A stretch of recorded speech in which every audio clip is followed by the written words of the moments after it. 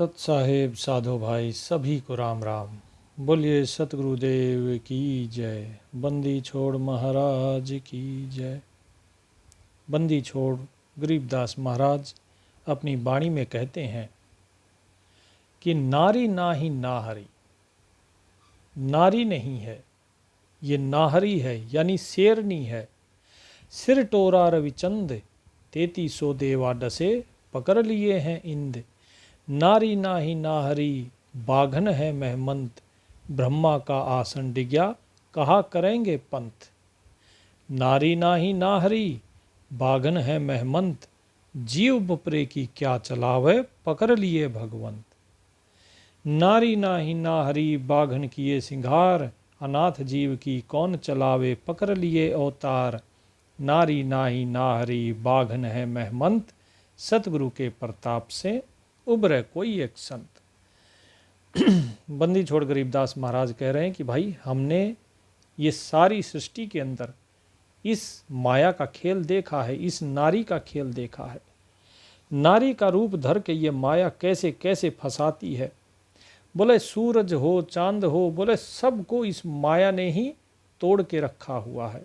सिर टोरा, टोरा मतलब सिर तोड़ दिया, यानी कि सबको अपने वश में किया हुआ है। 3300 देवा डसे, जो 33 कोटि देवी देवता हैं, 12 आदित्य, 11 रुद्र, 8 वसु, 2 अश्वनी कुमार। बोले ये 3300 प्रकार के देवता इस नारी ने डस लिए। ये नारी कौन है? वो माया ही है कि पकड़ लिए हैं इंद्र। इंद्र के यहाँ पर ये पटरानी बनी हुई है इंद्र की। नारी नाही नाहरी, बाघन है महमंत, बहुत बड़ी बाघिन है ये। ब्रह्मा का आसन डिग्या, कहा करेंगे पंथ। कि भाई ब्रह्मा का आसन भी डिग गया, वो भी डांवाडोल हो गए ब्रह्मा भी। तभी तो अपनी ही पुत्री के साथ उन्होंने संगम किया, इसीलिए उनकी कहीं पूजा नहीं होती। तो ये माया इस प्रकार से देखो फंसाती है। जब ब्रह्मा को ही नहीं छोड़ा तो कहा करेंगे पंथ। तो ये जितने भी पंथ संसार में चल रहे हैं, ये बताइए क्या करेंगे, कैसे मुक्ति पाएंगे। इसीलिए आप किसी भी पंथ में देखिए, कोई मुक्ति प्राप्त नहीं कर रहा, क्योंकि सभी पंथों में माया बैठी हुई है। सभी के अंदर कहीं वो धन के रूप में बैठी है, कहीं वो स्त्री के रूप में बैठी है, कहीं वो चुगली निंदा मान बड़ाई के रूप में बैठी है, लेकिन माया हर पंथ में बैठी है। इसीलिए साहिब कहते हैं बंदी छोड़ महाराज की ये पंथ कुछ नहीं कर पाएंगे। साहिब कहते हैं कि जीव बपरे की कहा चलावे, कि ये अनाथ जीव, ये बेचारा जीव जो है, इसकी क्या बिसात चलेगी माया के आगे। इस नारी के आगे क्या बिसात चलेगी। इसने तो भगवान को नहीं छोड़ा। जिसने यहाँ पे जिस भगवान ने अवतार लिए, सभी के पीछे ये माया पड़ गई। ये नारी हरेक के पीछे पड़ी, चाहे कृष्ण के साथ रुक्मिणी हो, या राधा हो, या फिर स्वयं विष्णु भगवान के साथ लक्ष्मी हो, राम के साथ सीता हो, जो भी रहे सभी के साथ ये नारी रही है। साहिब कहते हैं गरीब नारी नाही नाहरी, बागन है महमंत। सतगुरु के प्रताप से उभरे कोई एक संत, के केवल सतगुरु की कृपा से ही कोई इक्का दुक्का संत जो हैं वो इस संसार से उबर जाते हैं। नहीं तो ये माया किसी को नहीं छोड़ती, ये नारी किसी को नहीं छोड़ती। इस नारी के चक्कर में बड़े बड़े आ गए। साहिब कहते हैं बाघन आई रे बगनी, बाघन आई रे भगनी। नागन खाती है ठगनी, नागन खाती है ठगनी। बार बार कहते हैं कि भाई बाघन आ गई, बाघन आ गई, बच सको तो बच लो। ये नागिन है, ये ठगती है, ये ठग के खा जाती है। ये तब तक खाती है, जीव को ये निचोड़ देती है, तब तक निचोड़ती है जब तक कि, जैसे गन्ना होता है, गन्ने के अंदर रस होता है। जब गन्ने के अंदर रस होता है तो बड़ा मीठा होता है, लेकिन जब उसका रस निचोड़ दिया जाता है, उसके बाद वो केवल छोई रह जाती है, उसे फेंक दिया जाता है, वो किसी काम का नहीं। कि ये माया तब तक आपके पीछे लगी रहती है जब तक कि, चाहे वो फिर स्त्री के रूप में हो, चाहे किसी रूप में। यहाँ साहेब बताते हैं कि कामिनी स्त्री के रूप में, वो स्त्री जिसके ऊपर काम वासना लगी रहती है, वो बुढ़ापे में भी आपके साथ लगी रहेगी। अगर आपके अंदर एक बूंद भी अगर रस बचा है, वो उसे भी निचोड़ कर और फिर आप जब किसी काम के नहीं रहोगे तब कोने में फेंक दिया जाएगा। कलयुग में इस प्रकार के बहुत से आप केस सुन ही रहे हैं। फिर साहिब क्या कहते हैं? साहिब कहते हैं कि मुनिवर मोहे है दूती, मुनिवर मोहे है दूती, सतगुरु से काली कूती, सतगुरु से काली कूती। कि इसने मुनियों को तो मोह लिया, ये ऐसी दूती है, ऐसी दुष्टा है, इसने सभी मुनियों को मोह लिया, किसी मुनि को इसने पार नहीं होने दिया। लेकिन सतगुरु, सतगुरु के लिए तो ये काली कुत्ती के समान है।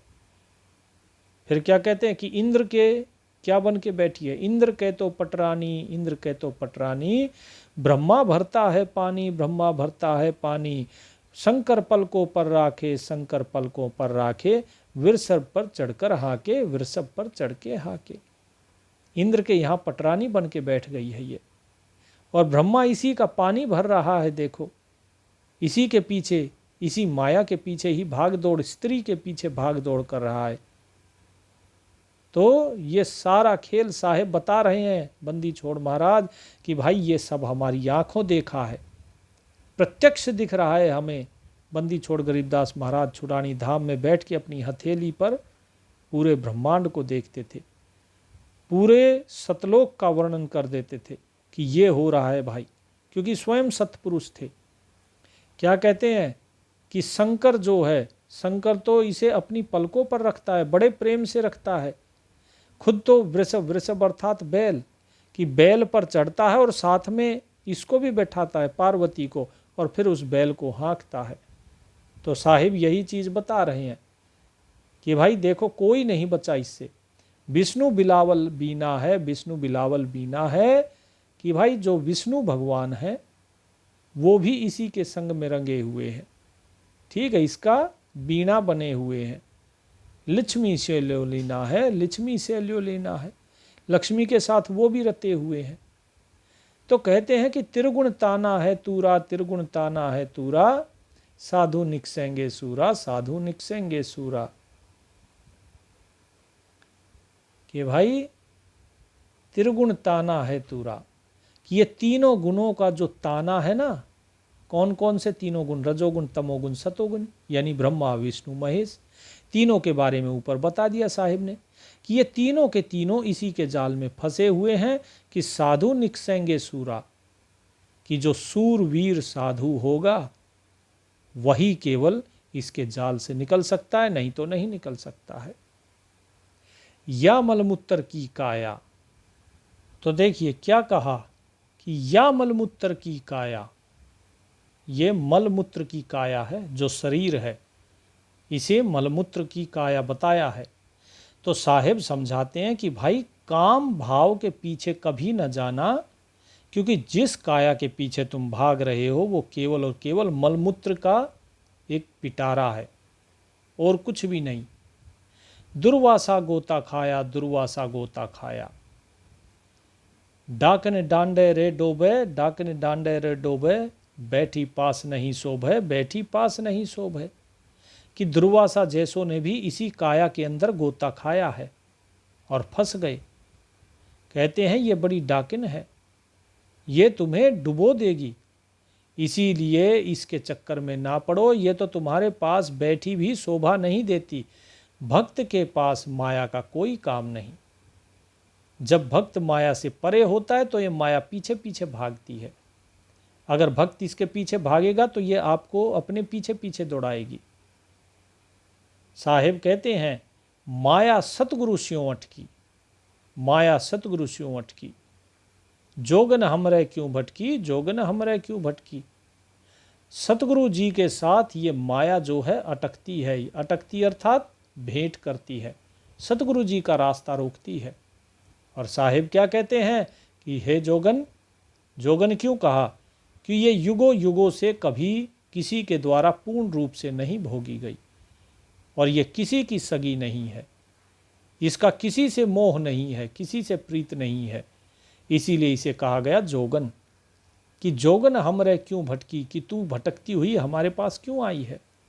हम तो भगलीगर जोगी, हम नहीं माया के भोगी।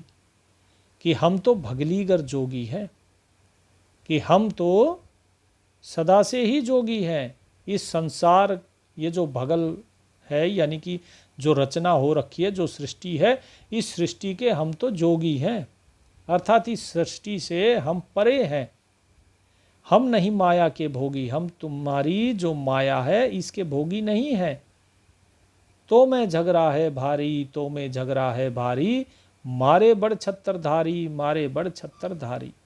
कि तेरे अंदर बहुत झगड़ा है, जो तुझे भोगता है तू उसे ही मार देती है। तूने बड़े बड़े छत्रधारी यानी चक्रवर्ती सम्राटों को नहीं छोड़ा, किसी देवता को नहीं छोड़ा, भगवान को, अवतार को नहीं छोड़ा।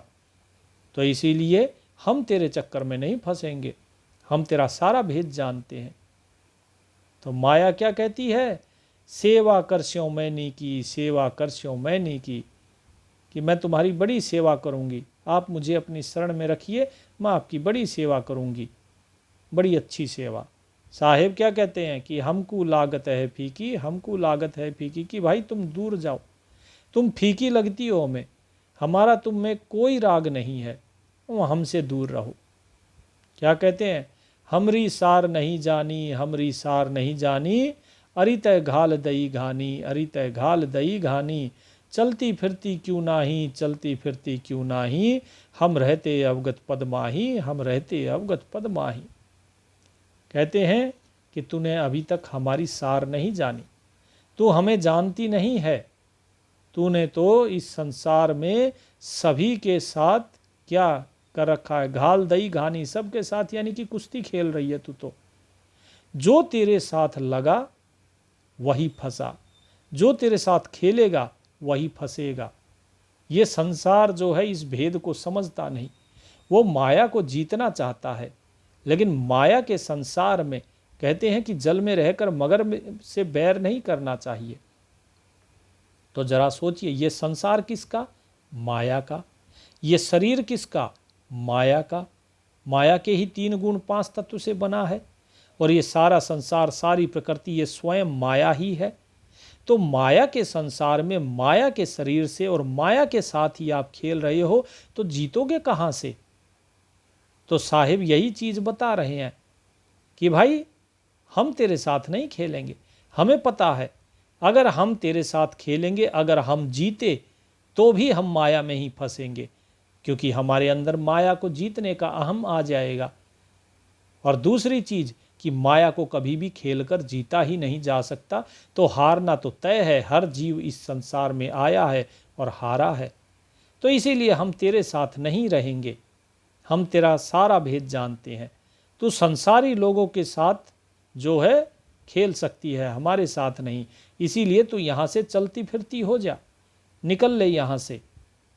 हम रहते अवगत पदमाई, हम जो है हम तो उस अवगत, उस परमात्मा के पद में रहते हैं, यानी उसी परमात्मा में ही हमारा ध्यान रहता है, हमारी सूरत वहीं रहती है। तेरे अंदर हमारी कोई आसक्ति नहीं।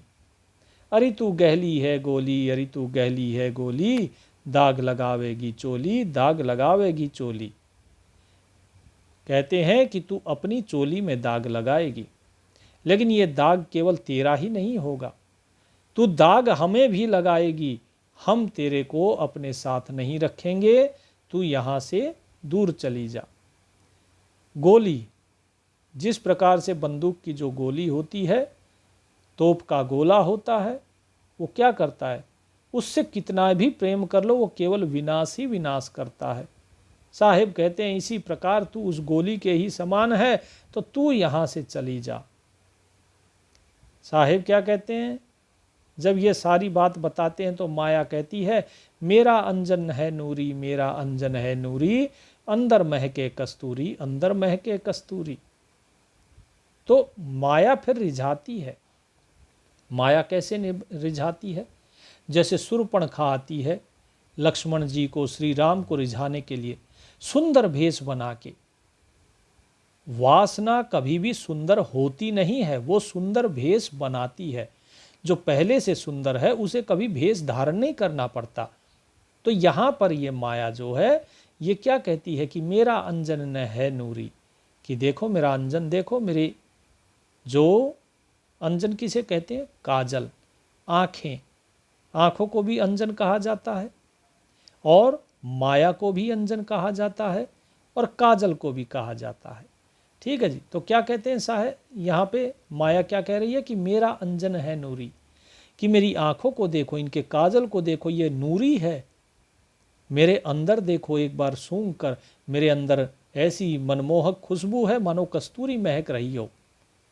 लेकिन साहिब क्या कहते हैं कि तुम किसी राजा पे जावो, तुम किसी राजा पे जावो, हमरे मन नाही भावो, हमरे मन नाही भावो। कि भाई तुम किसी राजा के पास जाओ, क्योंकि राजा जो होते हैं उनको मान चाहिए, धन चाहिए, संपदा चाहिए, माया चाहिए। तुम उसके पास जाओ। हम ठहरे फकीर, हम ठहरे परमात्मा, उस परम पद के अंदर, अवगत पद के अंदर रहने वाले। तो हमारे मन को तुम नहीं भाओगी, तुम यहाँ से चली जाओ। क्या कहती है? मैं तो अर्धंगी दासी, मैं तो अर्धंगी दासी, हम हैं अनहद पुरवासी, हम हैं अनहद पुरवासी। वो कहती है कि मैं अर्धंगी दासी हूँ, आपके अर्धांगिनी हूँ, आपकी दासी बनकर रहूँगी। साहिब कहते हैं कि हमें किसी की ज़रूरत नहीं है, हम तो स्वयं अनहदपुर के वासी हैं। हमें किसी इस शरीर की, इसके अर्धांगिनी की किसी की ज़रूरत ही नहीं है। हम स्वयं उस अनहदपुर के वासी हैं, तो हम तुम्हारा क्या करेंगे? साहिब के इस प्रकार से कहने के बाद माया थोड़ी सी हिचकिचा जाती है। साहिब आगे फिर अपना और भेद बताते हैं। क्या कहते हैं कि हमरा अनहद में डेरा, हमरा अनहद में डेरा, अंत न पावेगी मेरा, अंत न पावेगी मेरा। हम तो आदि जुगादिन जी, हम तो आदि जुगादिन जी, अरे तुझ माता कहूँ कैधी, अरे तुझ माता कहूँ कैधी। कहते हैं कि भाई हमारा अनहद में डेरा है, यानी हमारा स्थान कहाँ है? इस हद से परे, काल की हद से परे के हम वासी हैं, और तू मेरा अंत नहीं प्राप्त कर सकेगी। तो हे माया, तुम जाओ, तुम हमारे साथ कभी भी एक नहीं हो सकती हो। हम तो आदि जुगादन जी, कि हम तो आदि जुगादि के हैं, हम अजर अमर अविनाशी है। जब ये सृष्टि नहीं थी, जब तुम नहीं थी, हम तब भी थे, तो हम आदि जुगादि हैं, तो तुम जाओ। तो सतगुरु कबीर साहिब यहाँ पर माया के साथ जो वार्तालाप हो रहा है सतगुरु कबीर साहिब का, वो आपको बताया जा रहा है। फिर क्या कहा? बंदी छोड़ गरीबदास महाराज कहते हैं कि सतगुरु कहते हैं कि अरे तुझ माता कहूँ कैधी, कि मैं तुझे माता कहूँ या बेटी कहूँ। यहाँ पर साहिब ने क्यों कहा ये कि मैं तुझे माता कहूँ कि बेटी कहूँ? क्योंकि देखिए, ये जो माया है ये किससे प्रकट हुई? ये माया पुरुष से प्रकट हुई है। माया पुरुष, उस सतपुरुष से ही ये माया प्रकट हुई है। तो जब सतपुरुष से माया प्रकट हुई है तो ये क्या बन गई? ये बन गई सतपुरुष की बेटी। अब स्वयं कबीर साहिब जो है वो तो स्वयं क्या है? वो स्वयं सतगुरु हैं और स्वयं सतपुरुष भी। बंदी छोड़ गरीबदास महाराज क्या है? बंदी छोड़ गरीबदास महाराज स्वयं सतपुरुष कबीर साहिब के ही अवतार हैं। वो स्वयं सतपुरुष के रूप में यहाँ पर हैं। तो कहते हैं कि सतपुरुष से तू प्रकट हुई है तो तू बेटी हो गई। तो पुरुष से प्रकट होने के कारण तू बेटी हो गई, लेकिन इसी माया से ही ये जीव, जीव कौन? जीव उस परमात्मा का ही अंश है। जीव उस परमात्मा का ही अंश है। और ये जीव किससे प्रकट होता है? माया रूपी शरीर से।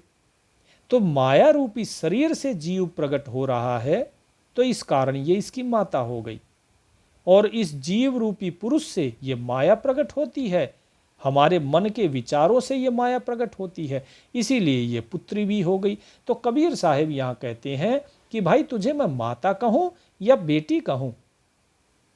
तो यहाँ पर प्रश्न पूछते हैं बार बार कि बता, तू मेरी माता है कि मेरी बेटी है? बता, माता कहूँ तुझे या मैं बेटी कहूँ? कौन है तू? और जैसे ही माँ और बेटी की बात आती है तो माया नाराज हो जाती है और कहती है, अब मैं देऊंगी गारी, अब मैं देऊंगी गारी, हम हैं जोगी ब्रह्मचारी, हम हैं जोगी ब्रह्मचारी।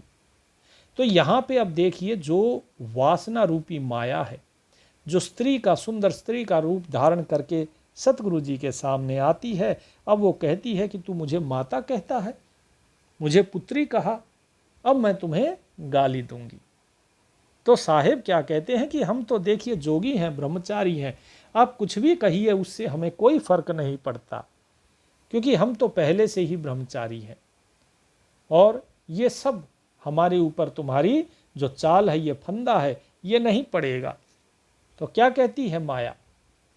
माया कहती है आसन बांधोंगी जिंदा, आसन बांधोंगी जिंदा, गल में डारोंगी फंदा, गल में डारोंगी फंदा। कहते हैं कि हे जिंदा, हे जिंद, यानी कि किसे कहा जा रहा है? सतगुरु जी को, क्योंकि इस माया ने ब्रह्मा विष्णु महेश सभी को मोह लिया। इस माया ने काल को भी मोह लिया, तभी तो काल इस पर आसक्त हुआ था, इसीलिए तो इसका नाम काल ही पड़ा। तो ये सोचती है कि अब मैं सतगुरु को भी बांध लूंगी। तो क्या कहती है कि हे जिंदा, हे जिंदा सतगुरु, तुम जो है आसन लगाओ, तुम जैसे ही आसन लगाओगे मैं तुम्हें बांध लूंगी और तुम्हारे गले में फंदा डाल दूंगी, अपनी माया का फंदा, अपनी आसक्ति, अपनी कामना, अपनी वासना का फंदा। साहिब क्या कहते हैं कि आसन मुक्तारी माई, कि हे माता, मेरा जो आसन है वो मुक्तासन है, वो मुक्त है तुझसे, तू कुछ नहीं कर पाएगी। आसन मुक्तारी माई, आसन मुक्तारी माई, तीनों लोक ना अंघाई, तीनों लोक ना अंघाई, कि तू तीनों लोकों में अंघाई यानी इठलाती, नटखटपना करती घूम रही है, लेकिन मेरा जो आसन है वो इस संसार की तरह आसन नहीं है, यह मुक्त आसन है, ये सभी चीज़ों से मुक्त है। तो इसीलिए मेरे आसन के लगने के बाद भी और लगने से पहले भी तू मेरा कुछ नहीं बिगाड़ सकती। हमरे द्वारे क्यों रोवो, हमरे द्वारे क्यों रोवो, किसी राजा राने को जो वो, किसी राजा राने को जो हो। हमरे भांग नहीं भूनी, हमरे भांग नहीं भूनी, माया शीस कूट रूनी, माया शीस कूट रूनी। तो क्या कहते हैं साहेब कि भाई हे माता, तुम हमारे यहाँ पर क्यों रो रही हो, हमारे सामने क्यों रोती हो? रोने का अर्थात हमें क्यों रिझाने का प्रयास कर रही हो? जाना है, रोना है तो किसी राजा के पास जाओ, किसी राजा को अपनाओ, ताकि वो राजा तुम्हें अपने बाहुबल से जीते या फिर तुम्हें अपने को किसी भी प्रकार से समर्पित कर दे। तुम किसी राजा को, क्योंकि उसे ज़रूरत है माया की, तुम उसके पास जाओ, वो तुम्हें स्वीकार करेगा, हम तुम्हें स्वीकार नहीं करेंगे। हमरे भांग नहीं भूनी, हमने कोई भांग नहीं खा रखी है कि भांग भून के धुआं जिस तरीके से होता है ना कि लोग पीते हैं, हुक्का पीते हैं या बीड़ी सिगरेट पीते हैं, तो क्या है, तंबाकू पीते हैं, कैसे, जला के, है ना। तो ठीक इसी प्रकार साहिब कहते हैं कि हमने कोई भांग नहीं जला के पी हुई कि तुम सोचते हो कि तुम मुझे अपने वश में कर लोगी। तुम कितने ही प्रयत्न कर लो, मैं तुम्हारे वश में नहीं आऊँगा। माया शीस कूट रूनी, तो माया शीस पकड़ के बैठ जाती है और रोना शुरू कर देती है। साहिब कहते हैं तू तो जोगन है खंडी, तू तो जोगन है खंडी, मोहरा फेर चली लंडी, मोहरा फेर चली लंडी, कि भाई तू तो जोगन है, और कैसी जोगन है, खंडित, तू खंड खंड हो जाती है, तू अखंड नहीं है, तो तेरा मैं क्या करूँगा, तू अखंडित तो है ही नहीं, तू शाश्वत है नहीं, तो इसीलिए तू यहाँ से चली जा, तू यहाँ से फिर जा हमारी तरफ से, यहाँ से फिर अपना मुंह फेर कर और चली जा अब यहाँ से। तो साधो भाई क्या कहते हैं साहिब यहाँ पर? साहिब यहाँ पर बताते हैं कि कबीर साहिब हेला दे रहे हैं, सतगुरु जीवों को चेता रहे हैं। हेला देना रे भाई, हेला दीना रे भाई, हंसा परसत ही खाई, हंसा परसत ही खाई, कि आप सभी को चेतावनी दे रहे हैं सतगुरु जी कि जैसे ही हंस परसत, परसना यानी कि साथ लगना, ठीक है जी, किसी चीज के साथ लगना, अरस परस, तो जैसे ही आप माया के साथ लगोगे, माया रूपी स्त्री के साथ जैसे ही लगोगे, तो किसी भी स्त्री का स्पर्श पाते ही मन के अंदर वासनाएं पैदा होती हैं। तो साहिब कहते हैं हंसा परसत ही खाई, कि जैसे ही ये हंस माया के साथ लगता है वो इस हंस को खा जाती है, यानी कि अपने चक्कर में फंसा लेती है। इसीलिए इससे दूर रहना चाहिए। इसीलिए जो साधु संत होते हैं वो क्या करते हैं कि जितनी भी स्त्रियां कोई भी हो, फिर वो चाहे माता हो, बहन हो, कोई भी हो, सभी को दूर से प्रणाम करते हैं। दूर से ही उनको वे प्रणाम करते हैं और उनका प्रणाम भी वो दूर से ही स्वीकार करते हैं। आपने बहुत बार इस प्रकार से देखा होगा। हालांकि कुछ कलयुगी संत हैं जो कि कहते हैं ठीक है भाई आओ हमारे पैर छुओ, चाहे माता हो, बहन हो, कोई हो, बेटी हो, छोटी बड़ी, वो स्त्रियों से सब कुछ छुआते हैं, वो एक अलग चीज़ है। फिर साहिब क्या कहते हैं? साहिब कहते हैं नारी लंगर कामनी बोले मुद्रे हेत, फेट पर छाड़े नहीं क्या मघर क्या खेत। नारी लंगर कामनी बोले मधुरे बोल, फेट पर छोड़े नहीं काढ़े घूंघट झोल। कहते हैं कि भाई सतगुरु जी ने तुम्हें हेला दे दिया कि इस नारी रूपी माया के साथ कभी संग में नहीं लगना, इसके स्पर्श में नहीं आना, स्पर्श नहीं करना। क्या कहा कि नारी लंगर कामनी, जो कामिनी होती है वो नारी क्या है, वो लंगर की तरह होती है। लंगर किसको बोला जाता है? जो नाव किनारे पे लगा दी जाती है, बड़े बड़े जहाज किनारे पे लगाया जाता है, तो वहाँ लंगर डाला जाता है ताकि जहाज जो है वो लहरों में समुद्र में ना चला जाए, वो वहीं पर रहे। तो साहिब यही चीज़ बता रहे हैं कि इसी तरह ये कामिनी जो है ये लंगर डाल देती है। और क्या बोले उसके बाद? बड़ा मीठा बोलती, बोले मधुरे हेत, फेट पर छाड़े नहीं। जैसे ही इससे फेटना, फेटना यानी कि मिलन होना, किसी से हम फेटते हैं ना, यानी एक देसी भाषा में कहा जाता है फेटना यानी कि मिलना, किसी से मुलाकात करना, कि जैसे ही इससे मुलाकात होती है तो ये छोड़ती नहीं है। फिर चाहे आप मगहर में हो या कुरुक्षेत्र में, कहीं भी हो, ये माया किसी को नहीं छोड़ती। फिर क्या कहते हैं? नारी लंगर कामनी बोले मधुरे बोल। ये बड़े मीठे बोल बोलती है, लेकिन ये कभी छोड़ती नहीं है।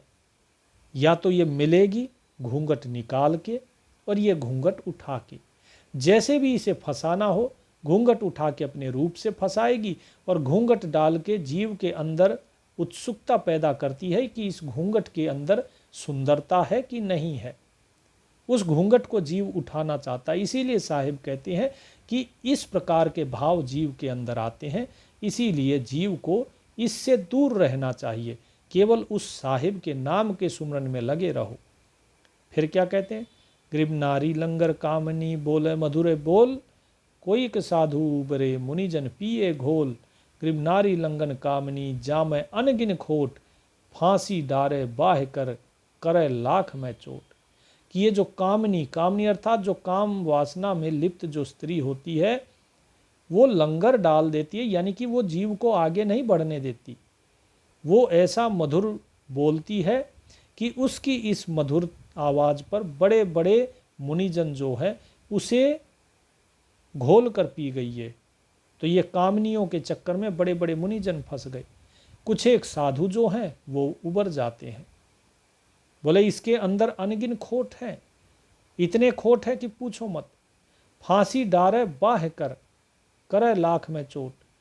ये अगर कुछ और नहीं है तो गलबैयाँ डालती है, गले में बाहें डालती है, और वो वास्तव में इसकी बाहें नहीं, वो वास्तव में इस कामिनी की फांसी होती है जिसमें जीव फंस जाता है। करे लाख में चोट, कि लाखों भी अगर होंगे ना, लाखों लोग, तो ये लाखों लोगों में भी चोट कर सकती है। लाखों को एक साथ ये लड़ा भी सकती है अपने लिए। चाहे तो महाभारत देख लीजिए, चाहे आप रामायण देख लीजिए, कि ये लाखों को कितनी कितनी सेनाएं जो हैं वो नष्ट कर दी। तो साहिब कहते हैं कि नारी लंगर कामनी बोले मधुरे बैन, कि बड़े मधुर वचन बोलती है। जाकू नहीं पति जिए घूंघट घट में सैन। नारी लंगर कामनी बोले मधुरे बैन, जाके पास न बैठिए जाका कैसा दैन। गरीब नारी नाही नाहरी है जंगल का शेर, बाहर भीतर मार है मुनिजन किए जेर। गरीब नारी नाही नाहरी है जंगल का शेर, बाहर भीतर मार है खाए लिए घर घेर। साहिब कहते हैं कि भाई देखो, इसके पास जो है जाओगे कभी भी जाकू नहीं पतीजिए। पतीजिए यानी कि इसका कभी भरोसा नहीं करना चाहिए, इसके पास कभी मत जाओ।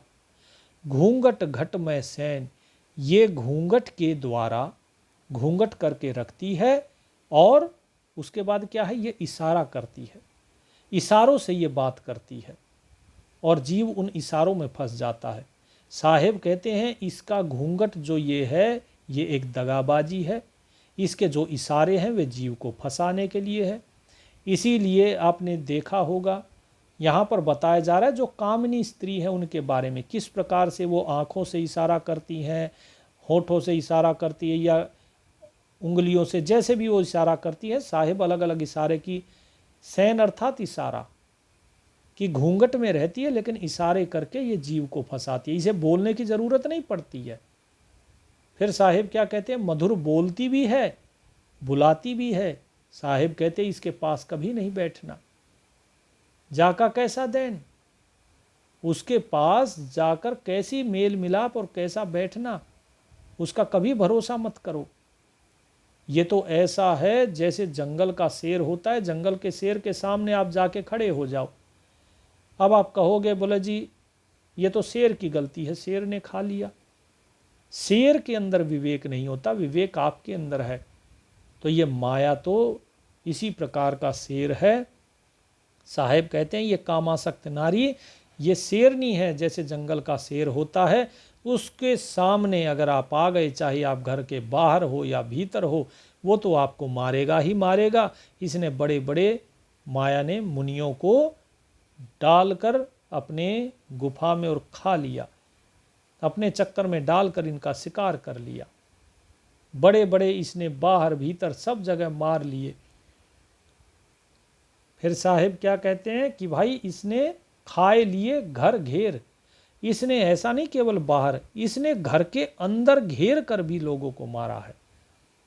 तो साधो भाई ये माया, ये कामनी, ये कामासक्त स्त्री के बारे में साहिब ने बताया है। लेकिन आपको एक चीज़ समझनी होगी जो सबसे ऊपर यहाँ पर लिखा हुआ है, अगर आपको दिखाई दे रहा है तो, और वो चीज़ ये है कि साहिब यहाँ पर कहते हैं क्या कि कामी नर का अंग। ठीक है जी, यहाँ पर बात तो सारी माया की, सारी नारी की बात हो रही है, लेकिन ऊपर लिखा है कामी नर का अंग। तो ये नर का अंग क्यों लिखा? क्योंकि साधो भाई माया तो माया है, माया तो एक शेरनी की तरह है। अब नर क्या है? अगर नर के अंदर काम वासना है तो वो फंसेगा ही फंसेगा। इसीलिए यहाँ पर दोष, यहाँ पर लोग ये सोच रहे होंगे कि नारी के ऊपर दोष है। यहाँ नारी के ऊपर दोष नहीं है, यहाँ पर साहिब ने बताया नारी के गुण और उसके स्वभाव। जो कामनी है, माया कामनी का रूप धरती है, कैसे जीव को फंसाती है, वो सारी चीज़ें साहिब ने उस माया के गुण बताए। लेकिन यदि मन के अंदर, अब देखिए सतगुरु जी से जब भेंट होती है तो सतगुरु जी जिस प्रकार से विरक्त रहते हैं, इसी प्रकार यदि मन में विरक्ति है तो जीव को अपनी वासनाओं पे काबू रखना चाहिए, अपने भाव को काबू रखना चाहिए। आपके भाव से आप फंसोगे। यदि धन है और आपका भाव उसके अंदर है ही नहीं तो धन आपको नहीं फंसा सकता। आपके सामने कामिनी खड़ी है, वो कितना ही अच्छा बोले, कितने ही इशारे करे, घूंघट में रहे या बिना घूंघट के रहे, वो कैसे भी रहे, लेकिन यदि आपकी उसमें आसक्ति है ही नहीं तो आप नहीं फंसोगे। इसीलिए इसे कहा गया है कामी नर का अंग, क्योंकि फंसता नर है। नारी को बनाया ही फंसाने के लिए गया है, तो फंसता कौन है? नर। क्यों फंसता है? अपनी आसक्ति के कारण, अपनी वासना के कारण। वासना क्यों जागती है? जो नारी है उसको देखकर जागती है। तो इसीलिए साहिब ने कहा कि तुम उसे देखो मत। दूसरे के ऊपर दोषारोपण करने से अच्छा है कि तुम स्वयं के ऊपर जो है अपने वश में रहो, तुम स्वयं के ऊपर कंट्रोल रखो, तो धीरे धीरे अपने आप ही इससे विरक्त हो जाओगे। अब आज कलयुग में देखिए, धीरे धीरे कोई सूट बूट पहन रहा है पुरुष, और स्त्रियों के कपड़े कम होते जा रहे हैं धीरे धीरे। तो ये सारी चीज़ क्या है, क्यों हो रहे ये कम? ये कम इसलिए हो रहे हैं ताकि मनुष्य पुरुष के अंदर आसक्ति बढ़े। तो वो आसक्ति कौन बढ़वा रहा है? ये सारी आसक्ति माया बढ़वा रही है। ये सारी चीज़ें जो है माया और काल का खेल है। इस भेद को जिस दिन समझ जाओगे उस दिन आसक्त नहीं रहोगे। तो साधो भाई, उम्मीद करते हैं सत्संग आपको समझ आया होगा। दास ब्रह्म प्रकाश को आज्ञा दीजिए, मिलते हैं कल के सत्संग में। सत साहे।